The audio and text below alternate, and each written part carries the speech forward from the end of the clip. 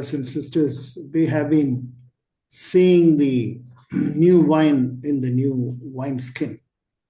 ప్రియమైన సహోదర సహోదరులారా, మనము గత కొంతకాలంగా కొత్త ద్రాక్షలో కొత్త ద్రాక్షరసము అనే దాని గురించి మనం వింటున్నాం. We have been seeing about how to give to God in the new covenant. నూతన నిబంధనలో దేవునికి ఇచ్చే దాని విషయంలో మనం విన్నాం. They give cheerfully, and a lot of things we saw cheerfully, secretly, voluntarily, and all that. మనము దేవునికి ఇచ్చే విషయంలో మనం సంతోషంతో ఇవ్వటం, తర్వాత స్వచ్ఛందంగా ఇవ్వటం, మనంతటికి మనమే ఇవ్వటం అనే దాని గురించి మనం విన్నాం. And then we also saw about forgiving one another from the heart and not have any revengeful attitudes. ఒకరిని ఒకరు మన హృదయంలోంచి క్షమించుకోవడం, ఒకరి మీద ఒక్కొక్కరికి వ్యతిరేకమైన భావములు లేకుండా ఉండడం అనే దాని గురించి విన్నాం. Then thirdly, in this series we were seeing about attitude to money. తర్వాత ఈ శీర్షికలో మనం మూడోదిగా ధనం పట్ల మన వైఖరి ఎలా ఉంటుందో దాని గురించి విన్నాం. Today I want to emphasize, God willing, about in the new covenant, what is the God's view regarding the families in this new covenant times. దేవుని చిత్తమైతే ఈ దిన ముందు మనము కుటుంబాల మధ్యలో దేవుని ఉద్దేశములు ఎలా ఉంటున్నాయి అనే దాని గురించి విందాం నూతన నిబంధనలో. In this connection, I want you to turn to the only one commandment which the Lord gave to Adam and Eve before sin.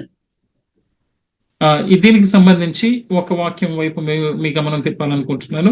అది ఆదాము అవ్వలకి వారు పాపం చేయకముందు దేవుడు ఇచ్చిన ఒక ఆజ్ఞను చూడాలని నేను కోరుకుంటున్నాను. Many commandments came after they sinned. మరి పాపం చేసిన తర్వాత చాలా ఆజ్ఞలు వచ్చినాయి. But before they sinned, there was only one commandment. కానీ వారు పాపం చేయకముందు ఒక ఆజ్ఞ మాత్రమే ఉండింది. That is written in Genesis chapter 2 verse 24. అది ఆది కాండము 2వ అధ్యాయము 24లో రాయబడి ఉంది. Yeah, brother, would you kindly yes brother. కాబట్టి పురుషుడు తన తండ్రిని తన తల్లిని విడిచి తన భార్యను హత్తుకును, వారు ఏక శరీరమై ఉందురు. So it says three things there. ఇక్కడ మూడు విషయాలు చెప్పబడి. Number one, మొదటిది, you had to leave your parents. తన తండ్రిని తన తల్లిని విడిచిపెట్టడం. Not in a physical sense. విడిచిపెట్టడం అంటే భౌతికంగా ఏదో వాళ్ళకి దూరంగా ఉండటం అని కాదు. But emotionally you have to leave your parents. అంటే మీ యొక్క హృదయంలోంచి లేకపోతే మీ యొక్క భావములలోంచి వారికి దూరంగా ఉండటం. In other words, you should never allow them to control you or your family in any way. ఇంకో మాటలో చెప్పాలంటే ఏ విధంగా కూడా మీ తల్లిదండ్రులు మీ కుటుంబాన్ని నియంత్రించే వారి కింద ఉండకూడదు. And it applies to the husband and to wife. ఇది భర్తలకి భార్యలకు కూడా వర్తిస్తుంది. That doesn't mean that you should not visit and you should not you should not help them, or they should not stay with you when they are helpless. No, that's not what we mean. మీ తల్లిదండ్రులు విడిచిపెట్టడం అంటే మీరు వారికి సహాయం చేయకూడదని కాదు, వాళ్ళ అవసరతలో మీరు వారిని ఆదుకోకూడదని కాదు, వాళ్ళు వచ్చి మీ ఇంట్లో ఉండకూడదని కాదు. So secondly, it says you shall cleave to your wife. రెండోదిగా ఇక్కడ ఈ వాక్యం 24లో రెండో విషయం ఏంటంటే భార్యను హత్తుకుని ఉండటం. And then they will become one flesh. Thirdly, మూడోది, వారు ఏక శరీరమై ఉందరు. They will become one when they cleave, when they leave and cleave. Without leaving you, there cannot be any cleaving. తల్లిదండ్రులు విడిచి భార్యను హత్తుకున్నప్పుడు వాళ్ళు ఏక శరీరమై ఉంటారు. విడిచిపెట్టకుండా భార్యను హత్తుకోవడం అనేది ఉండదు. And this is a very, very big issue in many families. చాలా కుటుంబాల్లో చాలా పెద్ద విషయం కింద ఇది ఉంటుంది. Especially in our country, in India, this commandment is disobeyed completely. మరి ముఖ్యంగా మన దేశంలో ఇండియాలో అయితే ఈ యొక్క ఆజ్ఞ పూర్తిగా విస్మరించబడింది, లోబడట్లేదు దీనికి. But I hear that in the West they all are very keen on leaving and cleaving and all that. అదే మన పాశ్చాత్య దేశాల్లో చూసుకుంటే వాళ్ళు వాళ్ళ తల్లిదండ్రులను విడిచిపెట్టడం, భార్యను హత్తుకోవడం అనేది బాగా జరుగుతుంది. But this is the universal command which the Lord has given to us, that you have to leave and you have to cleave, and only then you will become one. ప్రపంచమంతటికి దేవుడిచ్చిన ఆజ్ఞ ఇది. తల్లిదండ్రులు విడిచిపెట్టడం, భార్యను హత్తుకొనడం, అప్పుడు మాత్రమే మీరు ఏక శరీరమై ఉంటారు అనేది. Otherwise there will be complete chaos or constant problems between the husband and the wife. లేని ఎడల, ఈ విధంగా జరగని ఎడల చాలా గందరగోళము, తరచుగా సమస్యలు భార్యాభర్తల మధ్య వస్తూ ఉంటాయి. And there will be lot of misunderstanding and lot of confusion in the family relationships. ఒకరినొకరు అపార్థాలు చేసుకోవడం, తర్వాత చాలా చాలా గందరగోళం అయిపోవడం కుటుంబాల్లో జరుగుతుంది. Do not be shocked when I say that in the new covenant, your wife or your husband is more important than your parents or your children. నూతన నిబంధనలో మీరు దీన్ని గమనించండి. నూతన నిబంధనలో మీ తల్లిదండ్రుల కన్నా, మీ పిల్లల కన్నా మీ భర్త చాలా ప్రాముఖ్యమైన వాడి కింద ఉంటారు. More than your children. మీ పిల్లల కన్నా కూడా. See, as a husband, you should say to your wife that you are number one, not my children. భర్త తన భార్యతో ఈ విధంగా చెప్పగలగాలి, నువ్వు నాకు మొదటి స్థానము, పిల్లలు కూడా నీ తర్వాతే అని చెప్పాలి. And wife should be able to say, you are number one to the husband and not my children or my parents.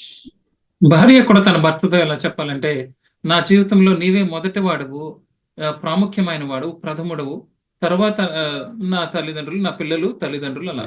Yeah, both. It applies to both the sides. ఈ విషయము భర్తలకి అన్వయిస్తుంది, భార్యలకు కూడా అన్వయిస్తుంది. Okay, with that introduction, we will talk about the fathers or the husbands first, and then about the wives or the sisters.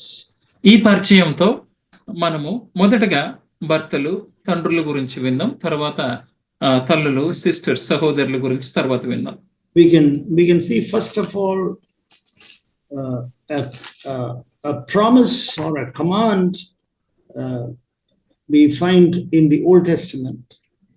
మొదటగా మనం పాత నిబంధనలో ఉన్న ఒక వాగ్దానము లేదా ఒక ఆజ్ఞను చూద్దాం. That is in the last book of the Old Testament, the last chapter and the last verse. ఆఖరి పుస్తకము, పాత నిబంధన ఆఖరి పుస్తకము, ఆఖరి వచనం, మలాకి 4వ అధ్యాయము 6వ వచనం. Verse 6. మలాకి 4వ అధ్యాయము 6వ వచనము. నేను వచ్చి Yes, please. నేను వచ్చి దేశమును శపించకుండానట్లు అతడు తండ్రుల హృదయములను పిల్లల తట్టును, పిల్లల హృదయములను తండ్రుల తట్టును త్రిప్పును. It says there, it was not there in the Old Testament. ఇది పాత నిబంధనలో లేదు.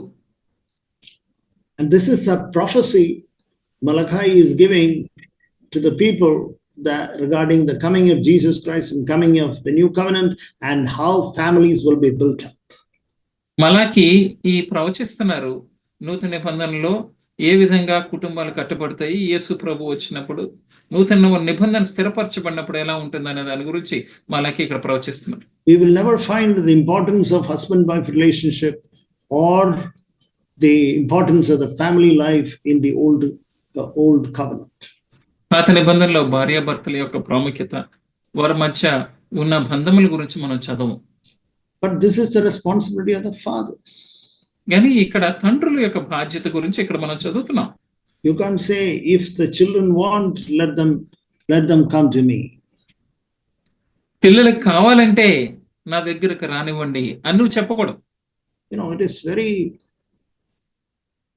such a responsible statement that the Lord has told us. ఎంతో బాధ్యతతో కూడిన మాటని ఇక్కడ ప్రభు మనతో చెప్తున్నారు. Your hearts, dear brothers, your hearts. ప్రియమైన బ్రదర్స్, మీ హృదయములు, your hearts will be restored to their children, and the hearts of the children to their fathers. తండ్రుల హృదయములు పిల్లల తట్టును తిరుగుతాయి, పిల్లల హృదయములు తండ్రుల తట్టును త్రిప్పుతారు. This is something which that is going to take place in this new covenant age. ఈ నూతన నిబంధన ఈ కాలంలో ఇది మన మధ్య జరుగుతుంది.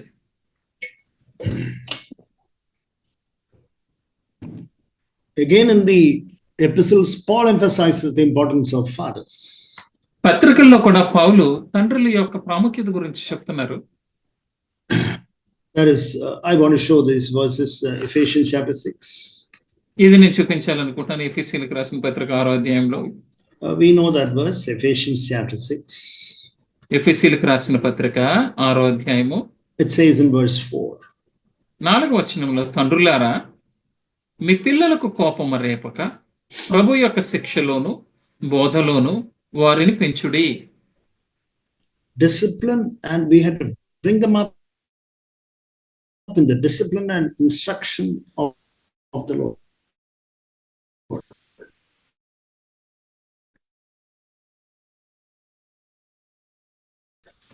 వారిని ప్రభు యొక్క శిక్షలోను బోధలోను పిల్లల్ని పెంచాలి.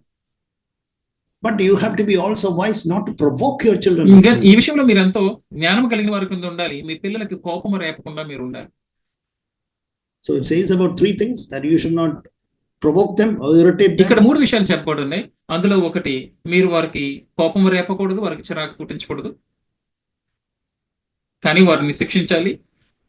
The same thing we read in Colossians chapter 3 verse 21. దేవుని యొక్క బోధని వారికి నేర్పించాలి.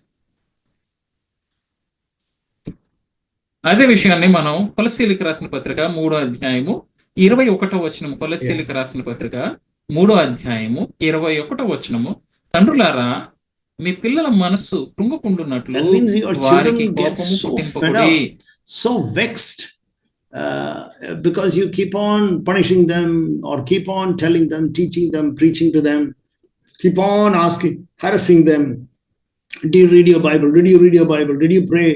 Keep on harassing them, and then you find that they are fed up. అంటే దీని విషయం ఎలా అంటే, మీరు వారిని అలాగా మాటిమాటికి వారిని విసిగి పెట్టించే వారి కింద ఉంటే, నువ్వు బైబిల్ చదివావా, నువ్వు ప్రార్థన చేసావా అని ఎప్పటికప్పుడు మనం అలాగా వాళ్ళని తరచుగా విసిగించుకునే వారి కింద ఉంటే వాళ్ళు ఇంకా చిరాకులోకి వెళ్ళిపోతారు. But not that you should not ask these things, you have to ask them, but then do not vex them, do not make them hate you and hate the word of God to such an extent, or hate prayer or hate church. మీరు Bible చదివారా, ప్రార్థన చేయకూడదా అని మీరు అడగకూడదని దాని ఉద్దేశం కాదు. మీరు అడగాలి, కానీ మీరు అడిగే విధానాన్ని బట్టి అది వారు మిమ్మల్ని అంటే వారు అసహించుకునేటట్లుగా, లేకపోతే వాక్యం అంటే ద్వేషించేటట్లుగా ఉండకూడదు. That is the responsibility of the fathers. అది తండ్రుల యొక్క బాధ్యత. Then I want to say a word about Malachi chapter 2. It talks about husbands and wives. మలాకి 2వ అధ్యాయంలో భార్యాభర్తలకు సంబంధించిన ఒక మాట నేను చదవాలనుకుంటున్నాను. And 2:14, brother, can you read please? 2:14 brother. 2:14. మలాకి రాసిన గ్రంథము 2వ అధ్యాయము 14వ వచనం మనం చూద్దాం.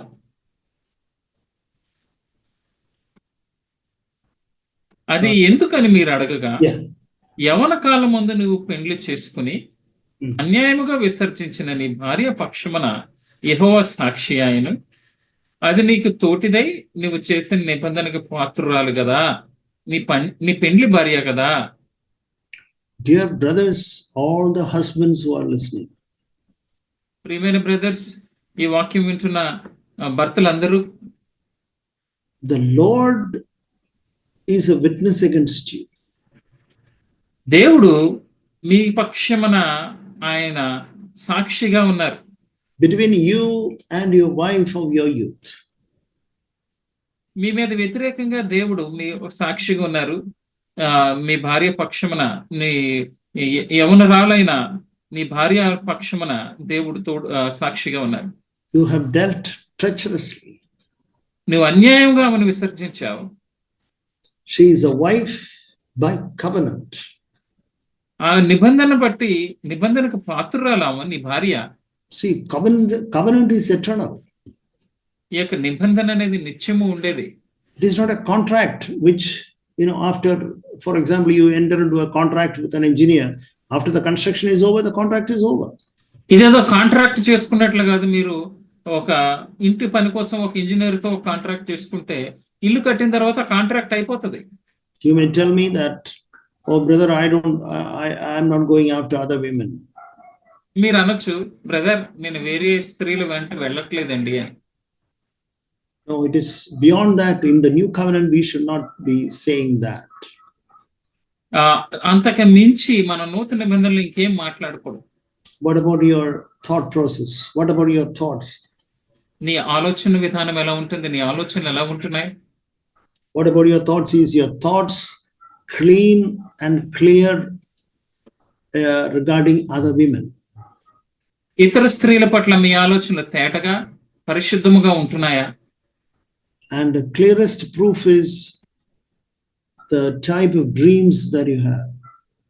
దానికి స్పష్టమైన రుజువు ఏంటంటే నీకు వచ్చే కలలు. In your dream, do you get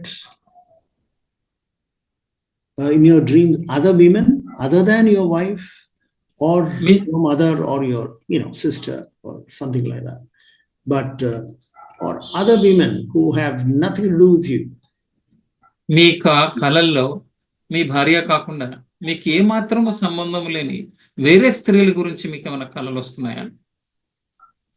And Paul says in the book of Timothy, for the qualification, one of the qualifications of a deacon or a facilitator, or one of the qualifications of an elder is the husband of one wife.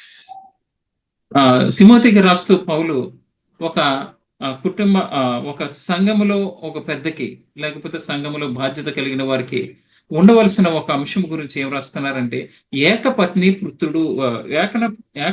వ్రతుడు అని రాయబడింది.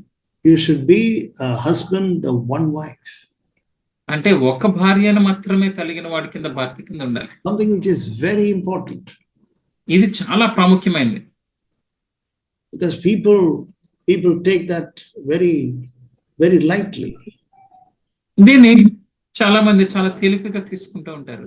And that is the reason why divorce is very popular or very rampant in the Western countries. అందుకే పాశ్చాత్య దేశాల్లో ఈ విడాకులు అనేది చాలా చాలా ప్రబలం అయిపోయింది. అంతే.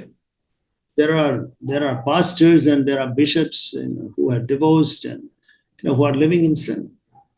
చాలా మంది పాస్టర్లు, బిషప్లు వాళ్ళు విడాకులు ఇచ్చేసి పాపంలో బ్రతుకుతున్నారు. And they live in sin and they try to justify. వారు పాపంలో బ్రతుకుతూ దాన్ని సమర్థించుకోవడానికి మా తప్పేం లేదని చెప్పుకునేటట్లుగా చేస్తున్నారు వాడు. God did not give many women for Adam to choose. He created only one woman. ఆదాము ఎన్నుకోవడానికి అనేకమైన స్త్రీలను దేవుడు పుట్టించలేదు, కానీ ఆయనకు ఒక్క స్త్రీని మాత్రమే సిద్ధం చేశారు. But then polygamy or having many wives came at the times of Adam. కానీ ఆదాము సమయంలో అనేక మందిని భార్యలుగా కలిగి ఉండడం అనేది వచ్చింది. That is very interesting to see that for the first time in the history of the word of God, recorded about one person who had two wives. మొదటిసారిగా దేవుని వాక్యంలో ఒక వ్యక్తికి ఇద్దరు భార్యలు ఉండడం రాయబడి ఉన్నది. దాన్ని చూడడం ఎంతో ఆశ్చర్యం కలిగిస్తుంది. Of course, after that it became even many kings had many wives and all that. మొట్టమొదటిసారి ఆదాము ఉండే కాలంలో ఒక వ్యక్తికి ఇద్దరు భార్యలు ఉన్నారు. దాని తర్వాత అది మామూలు అయిపోయింది, సాధారణం అయిపోయిన తర్వాత రాజులు వచ్చిన తర్వాత వాళ్ళకి అనేక మంది భార్యలు కలిగి ఉండడం. This person's name was Lamech. ఈ వ్యక్తి మొదటిసారి ఇద్దరు భార్యలు కలిగిన వ్యక్తిని లామెకు. It says in chapter 4 verse 19. ఆదికాండము 4:19 మనం తిప్పుదాం. Yeah. 4:19 brother. Yes brother. Sorry. 4:19లో Yeah. లేమెకు 2 స్త్రీలను పెళ్లి చేసుకొను. వారిలో ఒక దాని పేరు ఆదా, రెండవ దాని పేరు Silla. And then that's enough. Now we can go to verse 23. ఇప్పుడు 23వ వచనం మనం చూద్దాం. లేమెకు తన భార్యలతో ఓ ఆదా, ఓ సిల్లా, నా పలుకు వినుడి. లేమెకు భార్యలారా, నా మాట ఆలకించుడి. నన్ను గాయపరిచినందుకై ఒక మనుష్యుని చంపితిని, నన్ను దెబ్బ కొట్టినందుకై ఒక పొడుచువాని చంపితిని. 7 ప్రతిదండన కయ్యోను కోసము వచ్చిన ఎడల లేమెకు కోసము 77 వచ్చినను. This is Lamech is a child of Cain. Please understand that. ఈ లేమెకు కయ్యోను యొక్క కుమారుడు, అది అర్థం చేసుకోండి. In verse 16 onwards, it talks about the children of Cain. 16వ వచనం నుంచి కయ్యోను పిల్లల గురించి ఇక్కడ రాయబడి ఉంది. Up to verse 24. అప్పుడు 24 వరకు అక్కడ రాయబడి ఉంది. Then Seth తర్వాత came into the picture and Enosh came into the picture. తర్వాత సేతు, హానోకు వచ్చారు. But then, this gentleman, this Lamech's attitude to sin.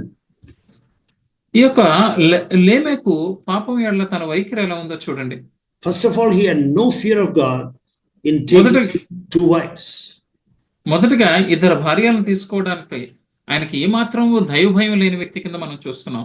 He had no fear of God in taking 2 wives.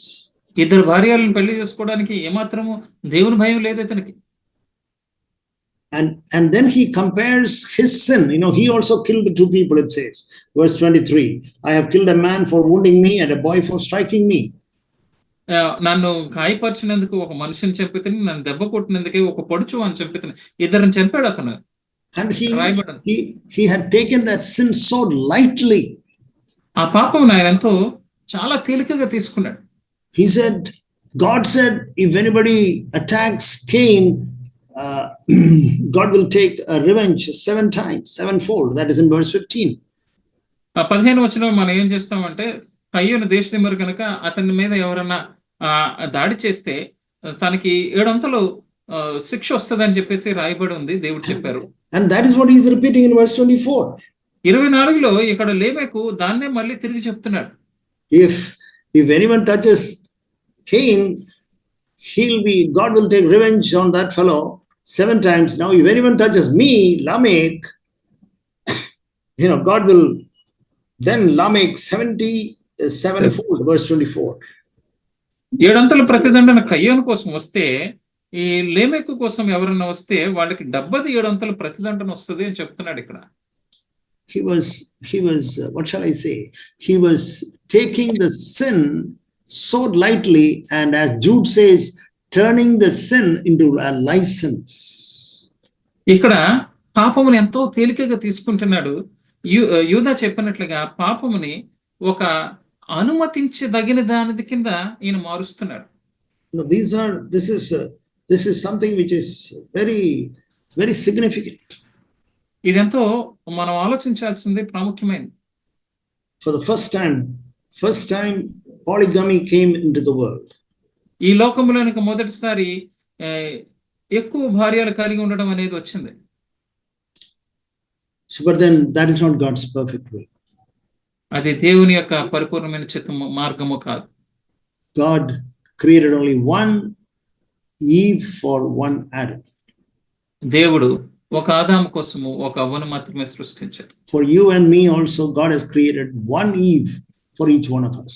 నీకు నాకు కూడా, మనందరికీ కూడా ఒక అవ్వనే దేవుడు సృష్టించారు. Now again about the husbands, 1 Thessalonians chapter 4. ఇప్పుడు మరొక విషయము భర్తల గురించి చూద్దాం. 1 Thessalonians chapter 4. 1 తెస్సలోనికీయులకు రాసిన పత్రిక 4వ అధ్యాయము verse 3 and 4. 3వ వచనము 4వ వచనం మనం చూద్దాం. 1 తెస్సలోనికీయులకు రాసిన పత్రిక 4వ అధ్యాయము 3వ వచనము 4వ వచనం. మీరు పరిశుద్ధులగుటయే అనగా మీరు జారత్వమునకు దూరముగా ఉండుటయే దేవుని చిత్తము. మీలో ప్రతివాడును దేవుని ఎరుగని అన్యజనుల వలె కామాభిలాషి యందు కాక పరిశుద్ధత యందును ఘనత యందును తన ఘటమును ఎట్లు కాపాడుకొని వెళ్ళనో అది ఎరిగి ఉండుటే దేవుని చిత్తము. Verse 3 is very clear, for this is the will of God. ఇక్కడ 3వ వచనం ఎంత స్పష్టంగా ఉందో చూడండి. దేవుని చిత్తం ఏంటి అనేది ఇక్కడ చెప్తుంది. Your sanctification. అంటే మీరు అగుటయే. You abstain from sexual immorality. మీరు జారత్వమునకు దూరముగా ఉండుటయే. That each of you know how to possess his own vessel. మీలో ప్రతివాడును తన యొక్క ఘటమును ఎలాగ కాపాడుకోవాలో అది తెలుసుకుని ఉండటం. In sanctification and honor. పరిశుద్ధత యందును ఘనత యందును. Young people, if they want to, get married to somebody. యవనస్తులారా, మీరు ఎవరితో అన్నా వివాహం చేసుకోవాలనుకుంటే, if God has given you some freedom in your heart regarding a particular sister, ఒక సహోదరి పట్ల మీరు ప్రార్థన చేసినప్పుడు దేవుడు మీ హృదయములో ఆ నెమ్మది స్వతంత్రమును ఇచ్చినట్లయితే, you have some type of an inclination towards that sister or that brother, ఆ సహోదరి పట్ల లేకపోతే ఆ సహోదరుడి పట్ల మీరు అలాగ మొగ్గు చూపుతున్నట్లయితే, then talk to some senior elders whom you have confidence. మీకు నమ్మకము కలిగిన సీనియర్ పెద్దలతో మీరు మాట్లాడండి. Some godly elders whom you have confidence. మీకు వారి ఎడల నమ్మకమున్న దేవుని పెద్దలతో, సంఘ పెద్దలతో మీరు మాట్లాడండి. And then we can take the further steps. దాని తర్వాత మనం ఎలాగా నిర్ణయాలు తీసుకోవాలి, ఏ విధంగా నడుచుకోవాలి అనేది మనం తెలుసుకోవచ్చు. The word vessel has got two meanings I've heard. ఈ యొక్క ఘటము అనే దాని గురించి నేను 2 అర్థములు తెలుసుకున్నాను. Yeah, actually it means only wife. ఈ యొక్క ఒక అర్థం ఏంటంటే అది భార్య అనే దాని అర్థము. To possess his own vessel in sanctification and honor. That means to acquire how to get a wife in sanctification and in honor. పరిశుద్ధత యందును ఘనత యందును తన ఘటమును ఎట్లా కాపాడుకొనవలెనో, తన ఘటము అంటే భార్య, పరిశుద్ధత యందును ఘనత యందును తన భార్యని ఎలాగ సంపాదించుకోవాలో. And it has got also its meaning not only before the marriage but also after the marriage, to have consideration towards your wife. ఇది మీ వివాహానికి పూర్వం మాత్రమే కాదు, మీ వివాహమైన తర్వాత కూడా మీ భార్యల పట్ల మీరు ఎలా ఉండాలనేది కూడా ఈ వచనాన్ని మనం అన్వయించుకోవచ్చు. For example, if your wife is sick or tired, ఒక ఉదాహరణకి మీ భార్య కొంచెం అలసిపోయి లేకపోతే ఆవిడ కొంచెం వ్యాధిగ్రస్తురాల కింద ఉంటే, or she is having some normal weakness of the body, లేకపోతే వారి శరీరంలో ఆవిడ సాధారణంగా వచ్చే బలహీనత ఏదన్నా ఆవిడ కలిగి ఉంటే, and then you should not say that, okay, I got sexual passion now, I want to have sexual relations with you right now, I don't care about you. No. మీరు ఆ విధంగా నాకు ఇప్పుడు లైంగిక ఉద్రేకాలు వస్తున్నాయి, నీ పరిస్థితి ఎలా ఉన్నా నేనేం పట్టించుకోను, నాకు ఇప్పుడు నా కోరికను తీర్చాలి అని మీరు అనకూడదు. No, we should never get into such a situation. అటువంటి పరిస్థితుల్లోకి మనం ఎప్పుడు వెళ్ళకూడదు. We should always have sanctification, we have to have honor and self-control. మనకు పరిశుద్ధత ఉండాలి, ఘనత ఉండాలి, స్వీయ నియంత్రణ అనేది మనకు ఉండాలి. Now I want to show you a few verses to the sisters.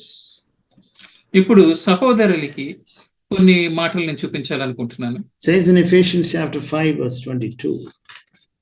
ఎఫెసీయులకు రాసిన పత్రిక 5వ అధ్యాయము 22వ వచనం. As Christ to the Lord, wives be subject to your own husbands as to the Lord. స్త్రీలారా ప్రభువునకు వలె మీ సొంత పురుషులకు లోబడి ఉండుడి. As to the Lord. ప్రభువునకు వలె. How will you submit to Christ? మీరు క్రీస్తుకు ఎలాగా లోబడి ఉంటారు? Like that, sisters are encouraged to submit to your husbands. ఆ విధంగా సహోదరులు వారి భర్తలకు లోబడి ఉండాలని ప్రోత్సహించబడుతున్నారు ఇక్కడ. That is what the Bible says, whether you like it or not. మీకు అది ఇష్టమైనా ఇష్టం అవ్వకపోయినా అదే ఇక్కడ బైబిల్ చెప్తుంది. It says in verse 33, for example, 33వ వచనంలో ఉదాహరణకి మనం చూసుకుంటే, wives need to respect your husband. భర్తలు వారి భార్యల్ని ప్రేమించవలను. So you have to submit to your husband and also respect your husband. మీరు మీ భర్తకి లోబడి ఉండాలి. తర్వాత మీ భర్తలకి మీరు గౌరవించే వారి కింద ఉండాలి. Husbands also doesn't mean that only wives have to submit and husband. No, it says about husbands, you have to love your wife as Christ has loved us. భర్తలు కూడా క్రీస్తు సంగమును ప్రేమించినట్లుగా వారి భార్యను ప్రేమించవలనని ఉంది. And don't think that you are doing any great sacrifice by loving your wife, because you are loving yourself, it says in verse 28. 28లో ఏదో మీరు మీ భార్యను ప్రేమించడం వల్ల గొప్ప త్యాగం చేసేస్తున్నారని ఏమి అనుకోవద్దు. మీ భార్యను ప్రేమించడం ద్వారా మిమ్మల్ని మీరే ప్రేమించుకుంటున్నారు అని ఇక్కడ 28లో చూస్తున్నాం మనం. Yeah, when you love your wife, actually you are loving yourself. మీరు మీ భార్యను ప్రేమిస్తున్నప్పుడు మిమ్మల్ని మీరే ప్రేమించుకుంటున్నారు. తన భార్యను ప్రేమించేవాడు తన్ను ప్రేమించుకొనుచున్నాడు. Verse 28 is very clear. 28వ వచనం చాలా స్పష్టంగా చెప్తుంది ఇక్కడ. He who loves his own wife loves himself. తన భార్యను ప్రేమించేవాడు తన్ను ప్రేమించుకొనుచున్నాడు. And it says about husbands. భర్తల విషయమే ఇలా చెప్పబడింది. 1 Peter chapter 3 verse 7. 1 పేతురు 3వ అధ్యాయము 7వ వచనం. 1 Peter chapter 3 1 పేతురు 3వ అధ్యాయము verse 7. 7వ వచనం. Says, అటువలనే ఈ విధంగా చెప్పబడింది. అటువలనే పురుషులారా, జీవమాన కృపావరములో మీ భార్యలు మీతో పాలువారై ఉన్నారని ఎరిగి ఎక్కువ బలహీనమైన ఘటమని భార్యను సన్మానించి మీ ప్రార్థనలకు అభ్యంతరము కలగకుండానట్లు జ్ఞానము చొప్పున వారితో కాపురము చేయండి. Yeah, I don't know whether the vernacular translation is very clear, but it says yes. that it's clear. Okay. Brother, please read out, brother. Yeah, it says here, you husbands likewise live with your wives in an understanding way, as with a weaker vessel. Yes, brother. It is like that. Okay, very good. మీ భార్యలు బలహీనమైన ఘటములని మీరు ఎరిగి జ్ఞానము చొప్పున వారితో కాపురము చేయండి. So it says about understanding, it says about jnana. Jnana, yes. So in a understand that she is a weaker vessel, and then live with her in an understanding way. ఆవిడ బలహీనమైన ఘటమని ముందు మీరు గ్రహించి మీరు ఇద్దరికి ఒకరి జ్ఞానము చొప్పున వారితో కాపురం చేయాలి. Dear brothers, if you do not do that, your prayers will be hindered. It says in the last part of verse 7. Your prayers. 7వ వచనంలో ఇక్కడ ఏముందంటే మీ ప్రార్థనలకి అభ్యంతరము కలుగుకుంటున్నట్లు మీరు ఇలాగా వారిని అర్థం చేసుకుని మీరు కాపురం చేయకపోతే మీ ప్రార్థనలకు అభ్యంతరాలు కలుగుతాయి అని ఇక్కడ రాయబడింది. But then you may say, oh brother, we have many of these points I have failed and I have what to do now. మీరు అనొచ్చు, బ్రదర్ ఇన్ని పాయింట్లు ఉన్నాయి కదా, వీటిలో చాలా పాయింట్లలో నేను తప్పిపోయాను, నేను ఇప్పుడు ఏం చేయాలి brother? I had many times I have failed. Instead of loving her, I have been fighting with her. Brother, చాలా సార్లు నేను ఈ విషయంలో తప్పిపోయాను బ్రదర్. ఆవిడ ప్రేమించడానికి బదులుగా నేను చాలా సార్లు ఆవిడతో దెబ్బలాడేవాడి కింద ఉంటున్నాను, నేను ఇప్పుడు ఏం చేయాలి? Dear brothers, dear sisters, even if you have failed to any extent, ప్రియమైన బ్రదర్స్, ప్రియమైన సిస్టర్స్, మీరు ఎంత స్థాయికి ఓడిపోయినా కానీ you can always come back to the Lord in deep repentance. ఎంత ఎక్కువగా మీరు ఓడిపోయినప్పటికీ కూడా మీ యొక్క లోతైన పశ్చాత్తాపంతో మీరు ప్రభు దగ్గరికి ఎప్పుడైనా రావచ్చు. Proverbs chapter 13 verse 10 says, సామెతలు 13వ అధ్యాయము 10వ వచనంలో ఈ విధంగా చెప్పబడింది. Yeah. 13:10 బ్రదర్. Yes brother. గర్వము వలన జగడమే పుట్టును, ఆలోచన వినువానికి జ్ఞానము కలుగును. Through arrogance or pride comes nothing but strife.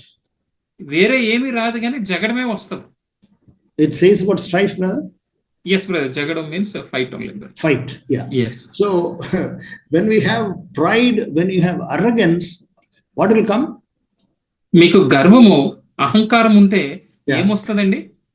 Strife will come, fight will come, quarrel will come at the home. జగడాలు దెబ్బలాట్లు అవే వస్తాయి ఇంట్లో. So then you have to, what is there to repent? మరి అయితే మనం మారుమనసు పొందడానికి ఏముంది ఇక్కడ? First of all, you have to ask forgiveness from your wife or from your husband. మొట్టమొదటిగా మీ భార్యను గాని మీ భర్తను గాని మీరు మొదట చేయవలసింది ఏంటంటే క్షమాపణ కోరటం. Then you have to ask forgiveness to God. తర్వాత మీరు దేవుని దగ్గరికి వెళ్ళి మీరు క్షమాపణ అడగటం. And then you should say, examine yourself and judge yourself, Lord, it's only because of my garvam, it's only because of my arrogance. అప్పుడు మిమ్మల్ని మీరు విమర్శించుకుని మిమ్మల్ని మీరు పరీక్షించుకుని దేవుని దగ్గరికి వెళ్ళి ప్రభువా కేవలము నా యొక్క గర్వం వలన అహంకారం వల్లనే ఇది జరిగిందని మీరు చెప్పడం. Yes, Lord, I agree, it is only nothing to do with her or nothing to do with the other person. Lord, it's only because of my pride that I became, there was a quarrel or there was a strife. అవును ప్రభువా ఇది నా గర్వమే, మరి ఏమీ కాదు, నా గర్వమును బట్టే ఈ యొక్క దెబ్బలాట ఈ యొక్క కొట్లాట్లు వచ్చినాయి అని చెప్పడం. So may the Lord help us to have a pure testimony in our homes. మన గృహముల్లో చాలా తేటైన సాక్ష్యమును మంచి సాక్ష్యమును కలిగి ఉండడానికి దేవుడు మనకి సహాయం చేయను గాక. Again in the book of Malachi, that is what it says in chapter 1. మరలా కూడా మలాకిలో మనం చూస్తున్నాం మొదటి అధ్యాయంలో. Malachi chapter 1 verse 11. మలాకి మొదటి అధ్యాయము 11వ వచనము. Yeah. తూర్పు దిశ మొదలుకొని పడమటి దిశ వరకు అన్యజనుల్లో నా నామము ఘనముగా ఎంచబడును, సకల స్థలముల్లో ధూపమును పవిత్రమైన అర్పణను అర్పించబడును, అన్యజనుల్లో నా నామము ఘనముగా ఎంచబడునని సైన్యములకు అధిపతి యెహోవా సెలవిచ్చుచున్నాడు. Yeah, it says pure testimony. ఇక్కడ ఎంత స్పష్టమైన ఎంత పరిశుద్ధమైన సాక్ష్యం ఇక్కడ చూడండి. Says in every place incense is going to be offered to my name and a grain offering that is pure.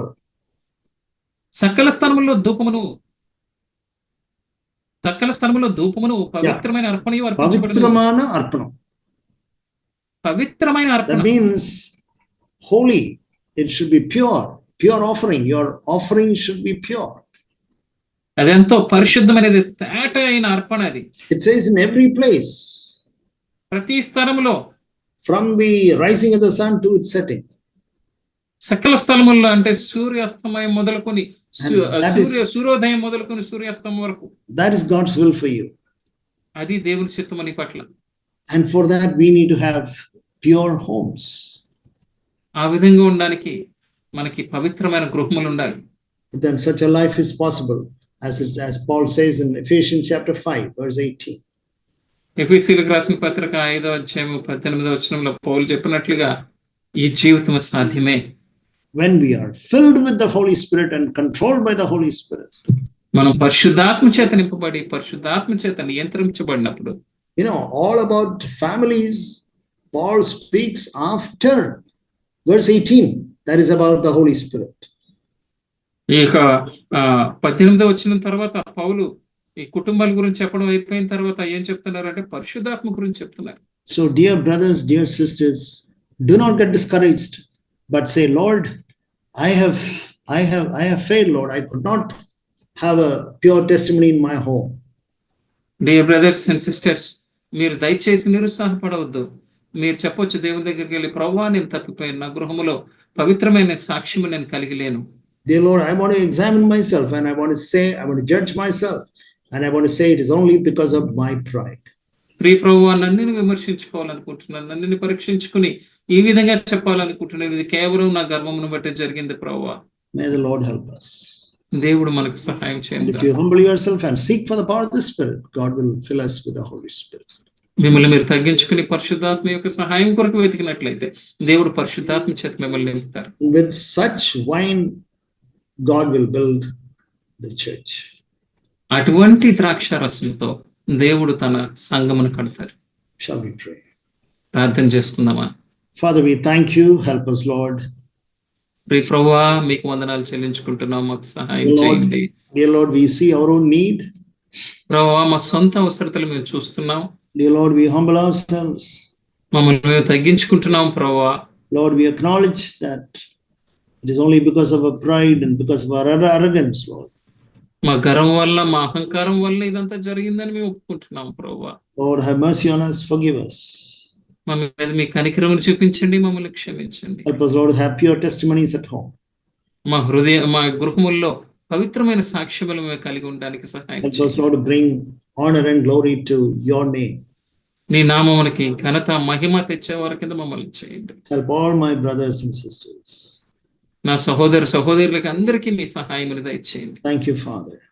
వందనాలు తండ్రి. In the name of Jesus alone we pray. యేసు నామములో మాత్రమే ప్రార్థన చేస్తున్నాం. Amen. ఆమేన్.